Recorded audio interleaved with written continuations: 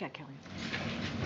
In terms of the event yesterday, where the president obviously indicated that the views of the public are passionate and there are expected protests, is he now braced for protest at every event where the public is expected? So, look, let me just say more broadly, obviously the president respects people's right to speak out peacefully, as you just stated in your question to me, Kelly O.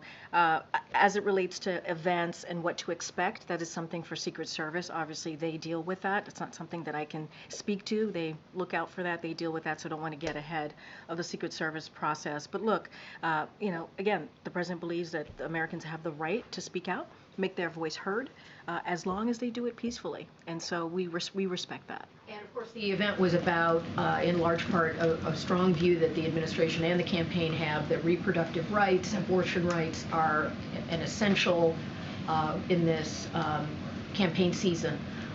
Do you get a sense that the president is going to find ways to do more to personalize this story of how women are affected by it? He cited ways where women are not getting medical care. He talked about how influential it is. Is there some other outreach that he can do?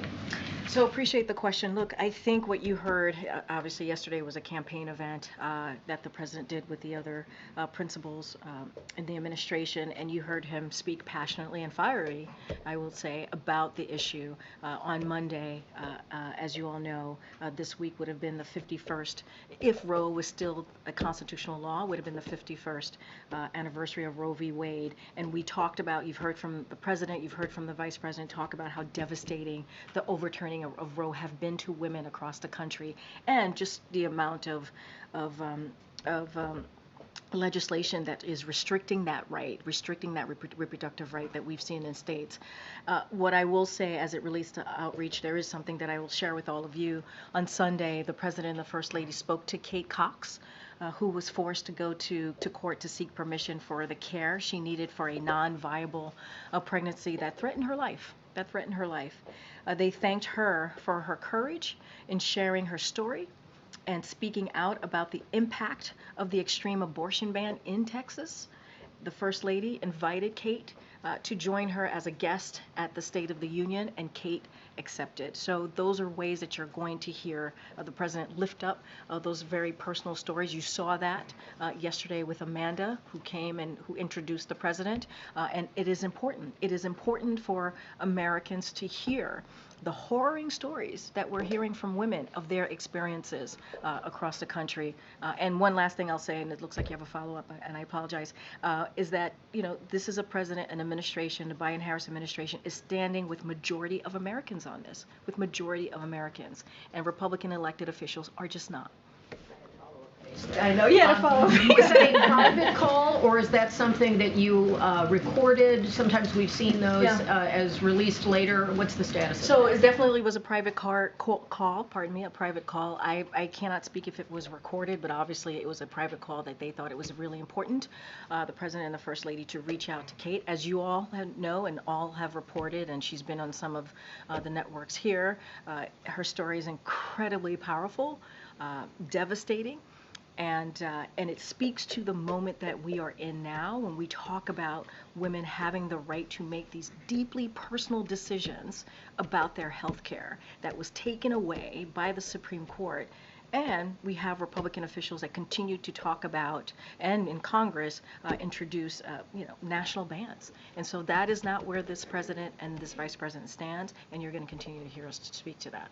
Okay, when you talk to the president afterwards, is he frustrated that he wasn't able to sort of deliver the speech as he intended?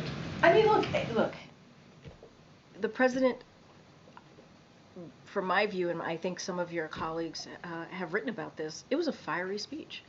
It was a deeply, deeply impactful speech. You heard how the crowd reacted to the speech. It was a speech that I think landed in a way that talked about how this president and his entire administration is going to fight for women. And that is also important. Look, I said this at the top when I was asked this question. He respects all Americans, their right to speak out and make sure their voices are heard, just as long as they do it in a peaceful way. That's what we want to see. And he's made clear about where he stands on On the issue that we've been talking about, obviously today, with Israel being able to defend themselves, understanding the painful time that a number of communities, and we're certainly working to be supportive of resource and respect different points of views. But he's been very, very clear. Look.